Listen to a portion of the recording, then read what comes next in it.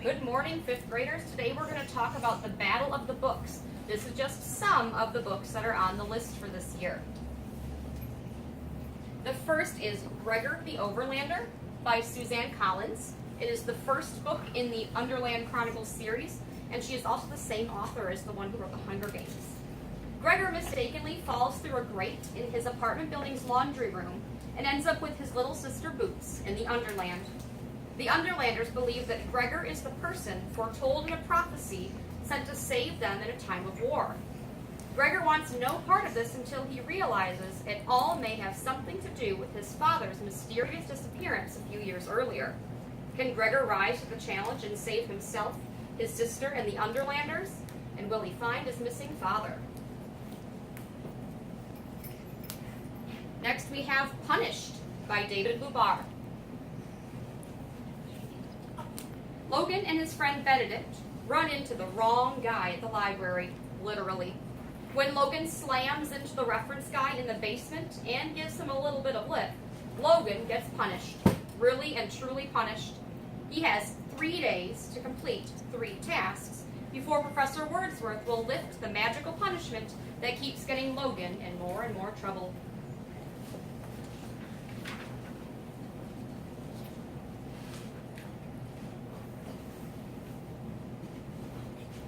Next we have The Miraculous Journey of Edward Tulane by Kate DiCamillo, another author you might recognize.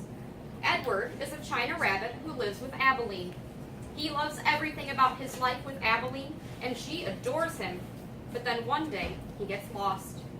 Kate DiCamillo takes us on an extraordinary journey from the depths of the ocean to the net of a fisherman, from the bedside of an ailing child to the bustling streets of Memphis, Tennessee. Along the way, we are shown a miracle, that even a heart of the most breakable kind can learn to love, to lose, and to love again. Next we have Marching to Appomattox. So not all of these are chapter books. Some of them are picture books. This is a nonfiction book. We always hear about how wars start, but how they end can be just as fascinating. That's certainly the case with America's Civil War. After the fall of Richmond, Robert E. Lee and his Confederate troops were racing toward North Carolina for supplies and reinforcements. Ulysses S. Grant's Union troops were determined to stop them. Both sides were certain they would prevail, yet after fighting with all of his heart and soul, Lee surrendered at Appomattox in the courthouse. But why? Find out how geography, luck, perseverance, and compassionate diplomacy by Lee, Grant, and Abraham Lincoln combined to change the course of our nation's history.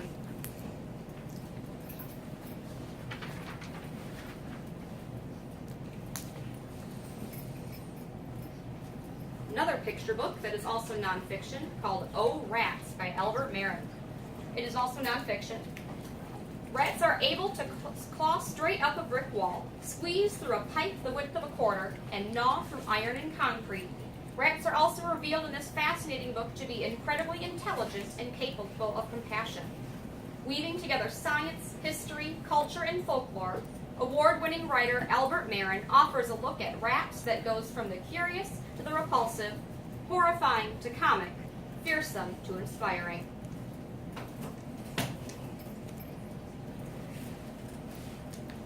Ashes of Roses by Mary Jane Auck is set in New York City in 1911. It's a historical fiction book.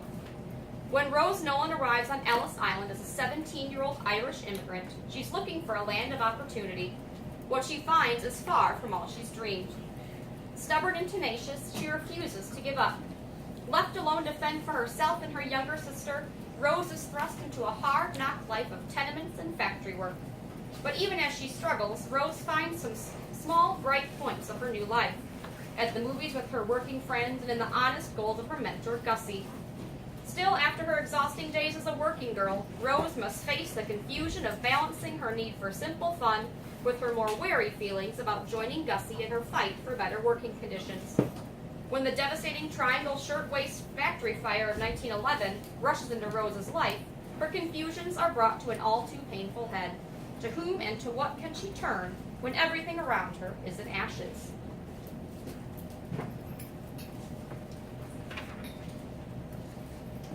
Another picture book that is also historical fiction, Sky Boys by Deborah Hopkinson. A riveting brick-by-brick account of how one of the most amazing accomplishments in American architecture came to be. Join a young boy as he watches the Empire State Building being constructed from scratch, and then travels to the top to look back down on all of New York City in 1931.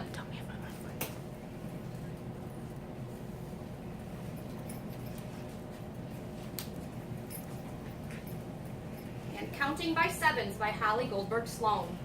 Willow Chance is a 12-year-old genius obsessed with nature and diagnosing medical conditions, who finds it comforting to count by sevens. It's never been easy for her to connect with anyone other than her adoptive parents, but that hasn't kept her from leading a quietly happy life until now.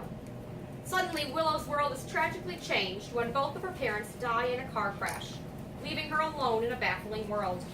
The triumph of this book is that it's not a tragedy. This extraordinarily odd, but extraordinarily endearing girl manages to push through her grief.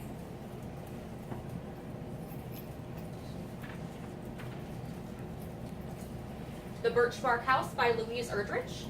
We follow 7-year-old Ojibwa girl Omakayas and her family through all 4 seasons of the year on their island in Lake Superior in Minnesota in 1847. We see from the Native American perspective what happens when white people move west and into their new land. And last but not least, Mesmerized by Mara Rockcliffe. This is also a true story about Benjamin Franklin in Paris. The day Ben Franklin first set foot in Paris, France, he found the city all abuzz. Everyone was talking about something new, remarkable, thrilling, and strange, something called science. But soon the straightforward American inventor Benjamin Franklin is upstaged by a compelling and enigmatic figure, Dr. Mesmer. In elaborately staged shows, Mesmer, wearing a fancy coat of purple silk and carrying an iron wand, convinces the people of Paris that he controls a magic force that can make water taste like 100 different things, cure illnesses, and control thoughts. But Ben Franklin is not convinced. Will his practical approach of observing, hypothesizing, and testing get to the bottom of this mysterious Mesmer's tricks? I hope you enjoyed learning about these Book Battle of the Books books. We'll talk about more of them next week.